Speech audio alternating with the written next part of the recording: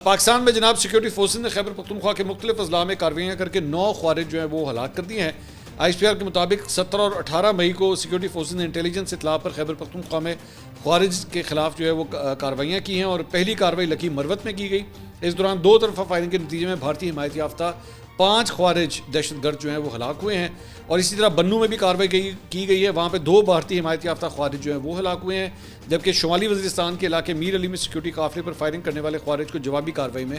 ہلاک کیا گیا ہے۔ اس میں پاکستان کا ایک سپاہی فرحاد علی توری اور لانس نائک صابر آفریدی انہوں نے جام شہادت نوش کیا ہے۔ تو یہ پاکستان کے حوالے سے خبر تھی۔ اس کے علاوہ بلوچستان میں 2 الگ آپریشنز میں بھارتی اسپانسر نام نہاد بلوچ لبریشن فرنٹ سے تعلق رکھنے والے 3 دہشت گرد جو ہیں وہ مارے گئے ہیں،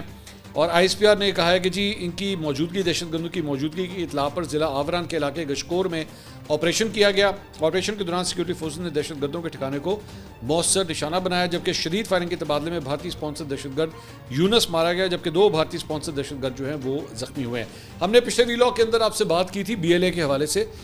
کہ ان کی جانب سے یہ فوٹیجز جو ہے وہ ریلیز کی گئی۔ ایک چیز میں اس کے اندر ڈسکس کرنا بھول گیا، اور وہ یہ تھی کہ اس فوٹیج کے اندر جو ہے کئی ایسے چہرے ہیں، یہ میں آپ کو اسکرین پہ آپ کے ساتھ شیئر کرنا چاہوں گا۔ کئی چہرے جو ہیں وہ انہوں نے نقاب